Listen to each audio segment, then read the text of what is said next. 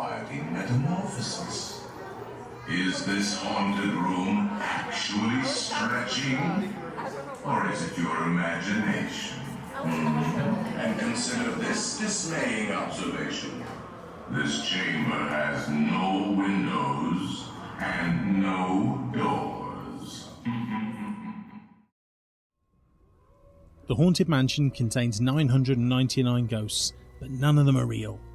Every apparition is created using visual illusions, some dating back to the 19th century, combined with modern theme park engineering.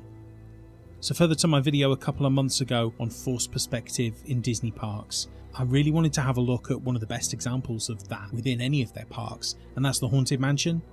This video is going to look at some of the illusions that are behind the attraction, how those illusions work, and the technical methods Imagineers have used to make them convincing for millions of guests every year. But before we get stuck in, I would just want to say thank you to all of my new subscribers recently. I've really enjoyed starting this channel off, and it's been great getting the feedback that I have. I also love it when people get into the comments and make suggestions for future videos, like the person on screen right now who suggested the Haunted Mansion for a future video. Thank you so much for that. If you want to see a particular ride, a particular attraction, a particular land, any element of theme parks covered in a future video, just pop your suggestion in the comments and I'll look to add it to my list. And if you're watching these videos and you're not already a subscriber, maybe now's the right time. I think before we look at some of the technical achievements of the Haunted Mansion, it might be good for those who may be watching this video and who haven't been on the ride to understand a little bit about what the Haunted Mansion is.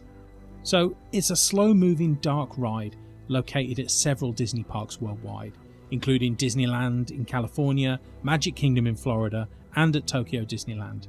And guests would begin by entering the mansion's foyer before moving into what's called the stretching room pre-show, which functions both as a storytelling element and a capacity management system, something that you see at a lot of different theme parks where they spread out crowds.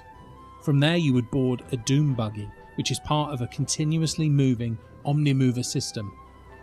The ride path takes you through a series of themed scenes such as the Portrait Corridor, the Library and Music Room, Madame Leota's Seance, the Ballroom, the Attic, and finally the Graveyard. And the tone, it shifts from atmospheric and eerie in the opening scenes to more whimsical in the final outdoor graveyard sequence, reflecting that attraction's blend of dark imagery and humour. And the ride ends with the hitchhiking ghost gag, where spectral figures appear to join guests in their vehicles before they disembark.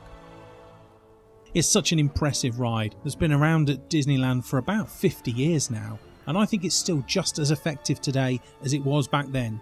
Not that I rode it in 1969, but it's still so impressive that a 50-year-old ride like this can still draw such crowds and still impress people with its many illusions. Some of those illusions are what we're going to talk about today. So as I said before, it opened at Disneyland in 1969, but its design began earlier in the late 1950s. So early concepts included a walk-through haunted house, and there was also a Museum of the Weird idea that would have been a walk-through attraction towards the exit of the ride, both of which would have relied heavily on stage magic techniques. Really, I think the most important illusion in the final ride is Peppa's Ghost, and the Peppa's Ghost effect was invented around 1862 by John Henry Pepper. It was first popularised during a Christmas Eve stage production of Charles Dickens' The Haunted Man and the Ghost's Bargain at the Regent Street Theatre in London. And the illusion itself uses a large angled sheet of glass and carefully controlled lighting to make hidden actors appear and disappear as ghostly figures on stage. So how this fits into the Haunted Mansion is that Peppa's Ghost is utilised heavily in the ballroom scene. So the audience in their doom buggies sees directly into an elaborately decorated ballroom set. And beneath that track level, out of sight, is a separate area containing the animatronic ghosts.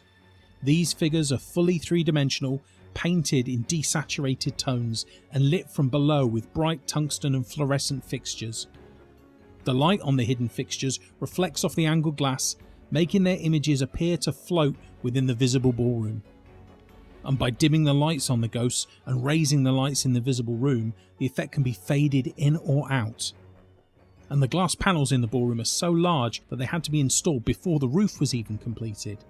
And they're supported on reinforced steel frames to prevent flexing, as even small vibrations could distort that reflected image, and then that breaks the illusion. The panels are also kept at a very shallow tilt tolerance, and what that means is it maintains the correct proportions of the ghost reflections across the wide viewing angles of the Omnimover track. If that tilt was changed slightly, it would warp the view of that figure and make it look less realistic, I suppose.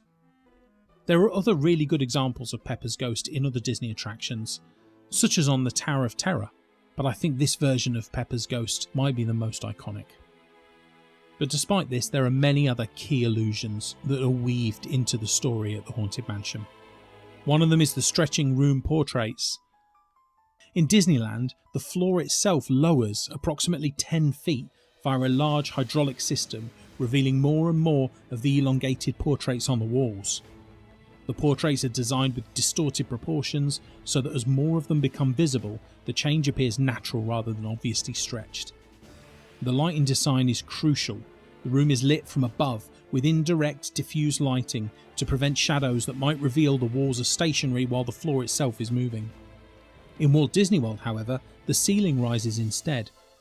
A motorised track guides the upper portion of the walls and the ceiling upward, while the guests remain stationary. This version eliminates the need for an elevator shaft, since the Florida ride doesn't need to transport its guests below ground level. And you've also got the endless hallway, so this hallway is physically much shorter than it appears. The far wall is built at a reduced scale, with the floor, walls and ceiling all tapering inward. The hallway's diminishing perspective is enhanced by painting the far wall in darker tones and using progressively dimmer lighting fixtures toward the end. A candelabra floating in the space is suspended from a thin armature rod painted matte black and positioned in line with the hallway's visual vanishing point. Ultraviolet lighting illuminates the candle flames, while the supporting rod and structure remain invisible to the guest. And there's also the Hatbox Ghost. So the Hatbox Ghost is an animatronic character, a ghost whose head vanishes from his body and reappears inside a hat box he's holding. The original 1969 version used two separate light sources, one for the ghost's head on his shoulders and another for the head inside the hat box. And by rapidly switching the lighting from one to the other, the head was meant to appear to vanish and reappear in the box.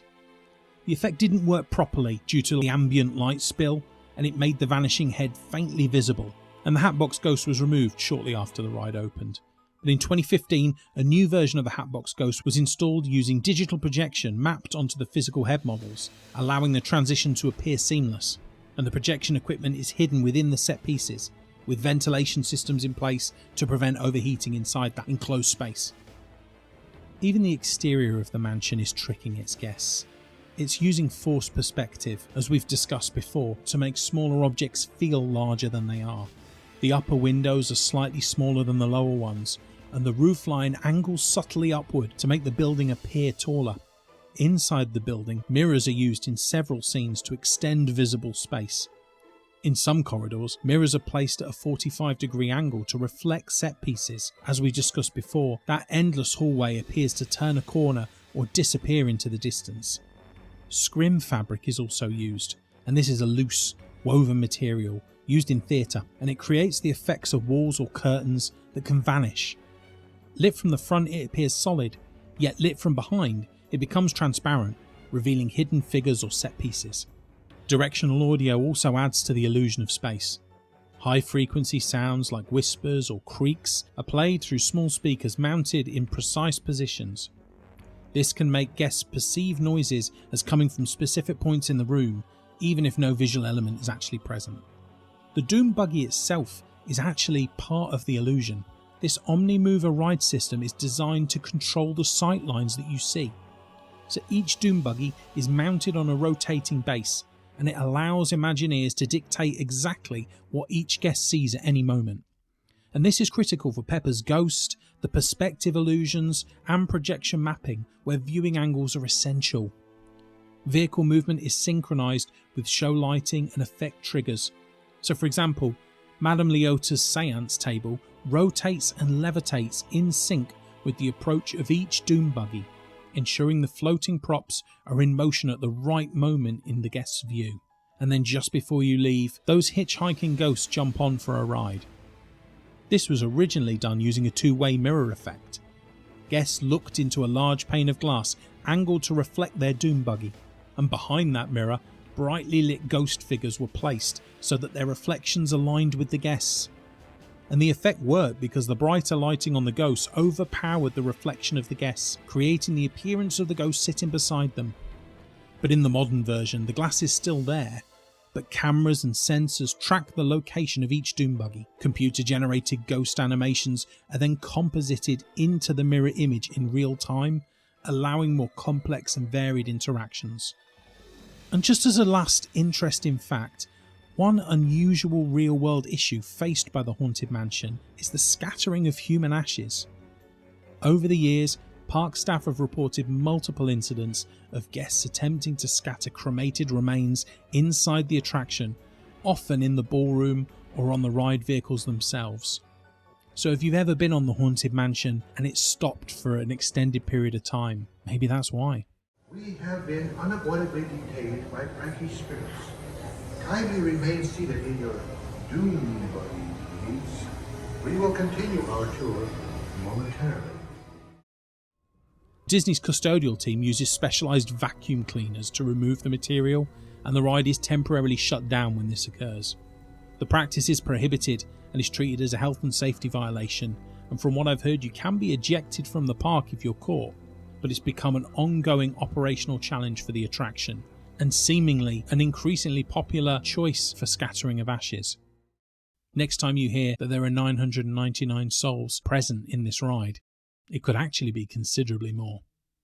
So there we are. The Haunted Mansion's ghosts are the result of controlled illusions, glass, mirrors, lighting, perspective and projection, combined with precise control of guest viewpoints. And while the technology has evolved, the foundation of the ride remains based on techniques first used on stage more than a century ago.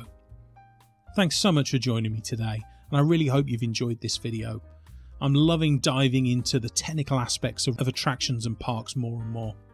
And if you've got suggestions for future videos, please pop them into the comments, drop a like on the video, and if you're not already subscribed, as I say before, maybe now's the right time. Our community would love to have you here. And if you've not already seen my video on Forced Perspective, maybe you should check it out next. Thanks so much for joining me today. I hope you all take care. Bye now.